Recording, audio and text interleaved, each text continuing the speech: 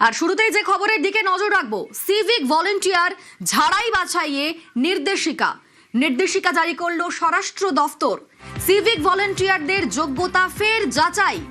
Civic volunteer এবং green পুলিশদের ঝাড়াই বাছাই হবে। গতকাল একথা জানিয়েছিলেন মুখ্যমন্ত্রী শুভেন্দু অধিকারী এবং দেখা যাচ্ছে এবার নির্দেশিকা জারি করা হয়েছে স্বরাষ্ট্র দফতরের তরফে। আমাদের সঙ্গে অমিত রয়েছেন প্রতিনিধি। অমিত, কিভাবে যোগ্যতা যাচাই হবে এবং তার যোগ্যতার মাপকাঠি কি হবে, কোন বিষয়গুলোর উপর নজর দেওয়া হবে? তো প্রথমেই জানিয়ে রাখবো, এই প্রক্রিয়া 90 দিনের মধ্যে সম্পন্ন করতে চাইছে রাজ্য সরকার।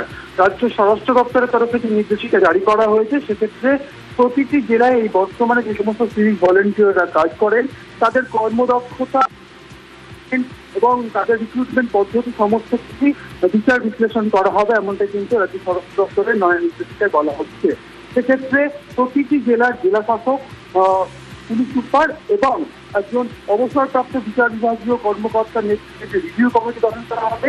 তারা তাদের জেলাতে যে সমস্ত সিভিক ভলেন্টিয়াররা কর্মরত রয়েছেন তাদের সমস্ত ব্যাকগ্রাউন্ড তারা খতিয়ে দেখবেন, যে তারা কবে থেকে সেখানে কাজ করছেন, কারো সুপারিশে কাজ করছেন কিনা, কোনো রাজনৈতিক দলের প্রভাব প্রতিপক্ষ কোনো ব্যক্তির দ্বারা তারা নিয়ন্ত্রিত কিনা, এবং তাদের শিক্ষাগত যোগ্যতা, কর্মক্ষমতা 2 বছরে তাদের কোনো রেকর্ড রয়েছে কিনা, অর্থাৎ তাদের বিরুদ্ধে কোনো অভিযোগ এসেছিল কিনা, সমস্ত কিছু কিন্তু দেখা হবে, এমনটা কিন্তু রাজ্য স্বরাষ্ট্র দপ্তরের যে নির্দেশিকা রয়েছে সেই মোতাবেক এমনটা কিন্তু উল্লেখ করা হয়েছে। স্বাভাবিকভাবেই 90 দিনের মধ্যে প্রক্রিয়া শেষ করা হবে এবং যাদের বিরুদ্ধে অভিযোগ উঠে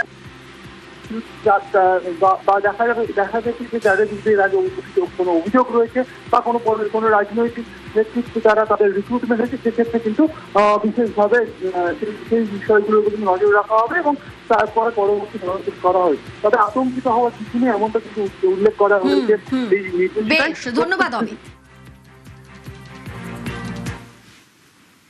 আমরা 2000 টাকা কেন করেছি তার কারণ হচ্ছে, আমরা সিভিক ভলেন্টিয়ার, ভিলেজ পুলিশ, আমাদের অন্যান্য যেগুলো আছেন কন্ট্রাকচুয়াল, এদের অনেক জল মিশানো, এদের যোগ্যতা নেই, অনেকেরই এডুকেশন সার্টিফিকেট ভুয়া, অনেকেই পার্টির ক্যাডার হিসেবে কাজ করেন, নিজের কাজ করেন না, অনেকেরই শারীরিক দক্ষতা নেই, অনেকের বয়সের সার্টিফিকেট ভুয়া।